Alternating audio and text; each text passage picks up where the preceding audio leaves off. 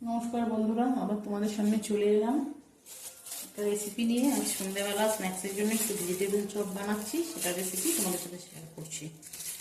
তাতেই হাফ চামচ গোটা ধনে আর দেব এই হাফ চামচ গোটা জিরে, হাফ চামচ মতো গোটা মৌরি, 12টা মতো গোটা গোলমরিচ, একটু শুকনো খোলায় নাড়াচাড়া করে নেবো।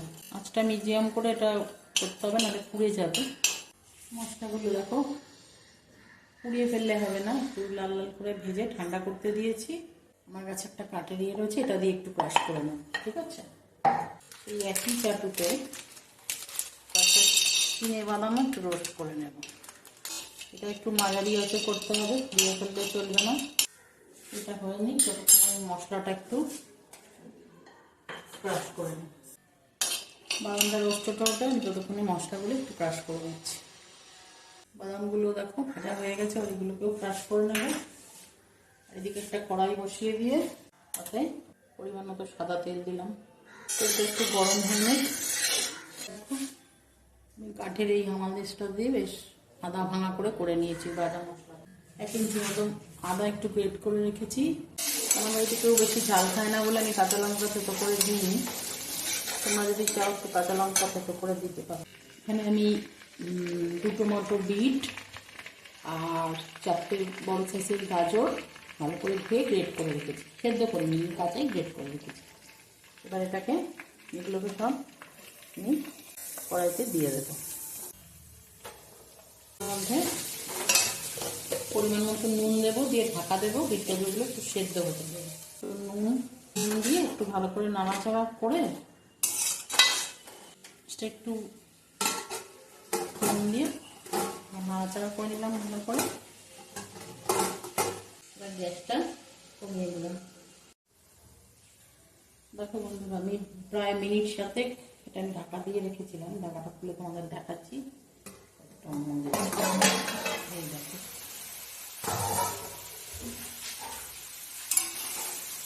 অনেকটাই মজে উঠছে।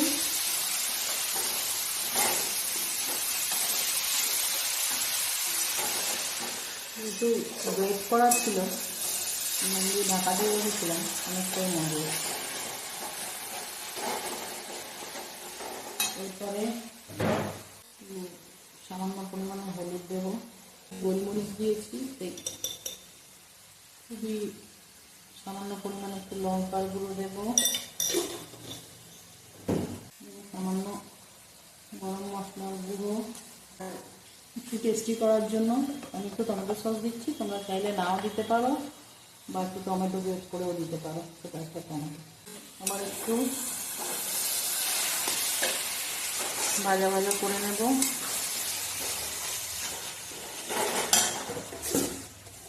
আমি সব রান্নাতেই একটু মিষ্টি দিই, তাদের ব্যালেন্স আনার জন্য, তারপরে ভেজিটেবলটা একটু মিষ্টি মিষ্টি হয়, তাই 2 চামচ চিনি দিলাম। আবার একটু নাড়াচাড়া করে নিলাম। আর এই দেখো বন্ধুরা, চপের পুরটায় একটু বাইন্ডিং আনার জন্য এখানে আমি একটা বড় সাইজের আলু একটু সেদ্ধ করে খোসা ছাড়িয়ে গ্রেট করে রেখেছি। যদি তোমাদের কাছে মাঝারি সাইজের থাকে তাহলে 2টো দিতে পারো। আমি এখানে বড় সাইজের বলে একটা আলু গ্রেট করে দিচ্ছি, এটা এর মধ্যে দিয়ে দিচ্ছি। আবারও এই আলুটাকে ভালো করে মিশিয়ে নিয়ে ভাজা ভাজা করতে হবে, নাড়াচাড়া।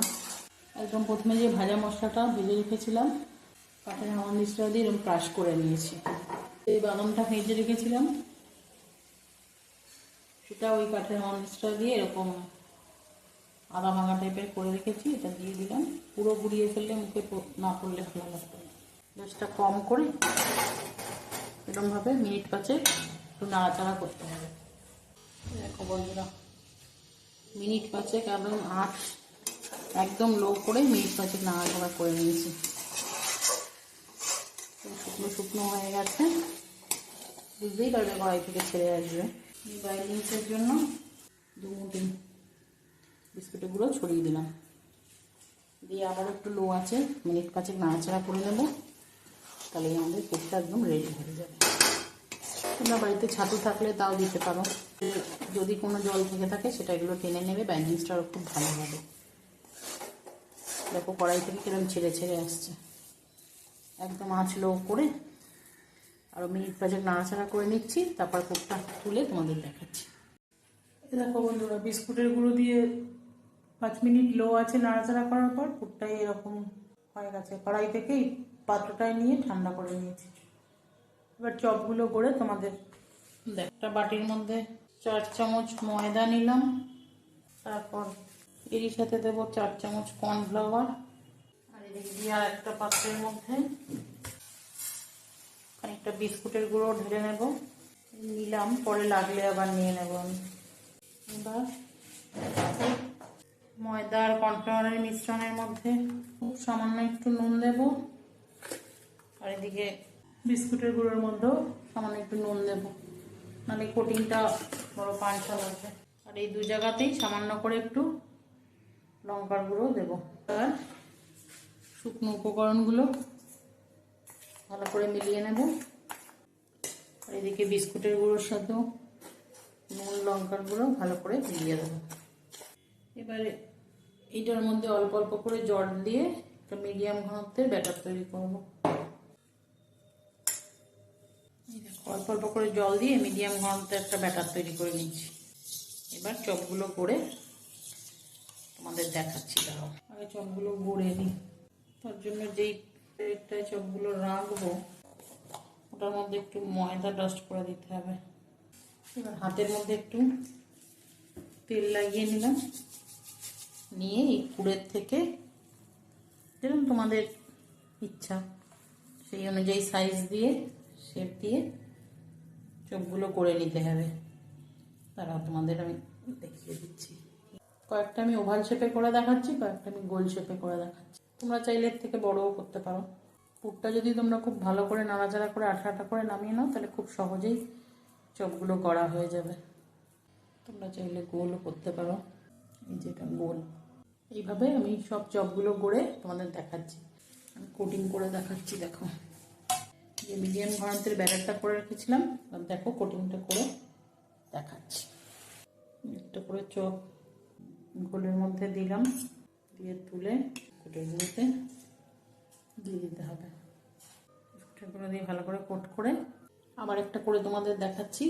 তবে এই সেম প্রসিডিওরটা ডবল করে রিপিট করতে হবে, মানে ডবল কোট করতে হবে, ঠিক আছে?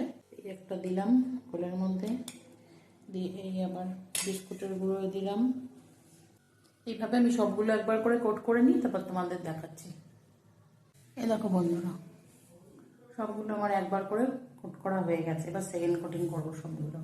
এবার সেকেন্ড একবার কোট করে দেখাচ্ছি।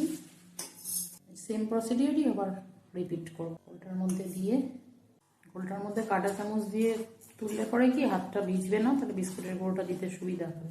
এক্সট্রা গুঁড়োটা ঝেড়ে রেখে দিলাম। আবার আরেকটা করে দেখাচ্ছি। তারাও গুঁড়োটা অল্প করে ঝেড়ে, এই দেখো এই দুটো সেকেন্ড কোট করে তোমাদের দেখালাম। বাদ বাকি সবগুলো সেকেন্ড কোট করে নিই সেমভাবে।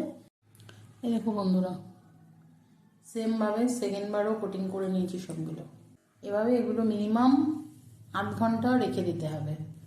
সঙ্গে সঙ্গে ভাজলে ভালো হবে না, অতটা মিনিমাম 8 ঘন্টা রেখে দিতে হবে, তাহলে তো খুবই ভালো হবে। এরকম বন্ধুরা, তখন চপগুলো করে রেখেছিলাম, ঘন্টাটা আমি রেখে দিয়েছিলাম। এবার ভাজছি, তারপরে তেল গরম করে নিয়েছি, ছেড়ে দেবো। একবারে বেশি দেবো না, আমি যা তেল দিয়েছি তাতে 4টে মতোই এরপরে হবে। 4টে 1 পিঠ 2-3 মিনিট মাঝারি আছে ভাজা হয়ে গেছে। এবার তোমাদের উল্টে দিয়ে দেখাচ্ছি। হালকাতে সবগুলো উল্টে দিতে হবে। এই পিঠটাও মাঝারি আছে 2-3 মিনিট ভেজে নেব, তারপর তোমাদের দেখাচ্ছি। কারণ কালারটা চলে আসবে। এরকম সবগুলো ভাজা হয়ে গেছে গোল্ডেন ব্রাউন করে। স্যালাড সস দিয়ে আমি সার্ভ করে দিয়েছি।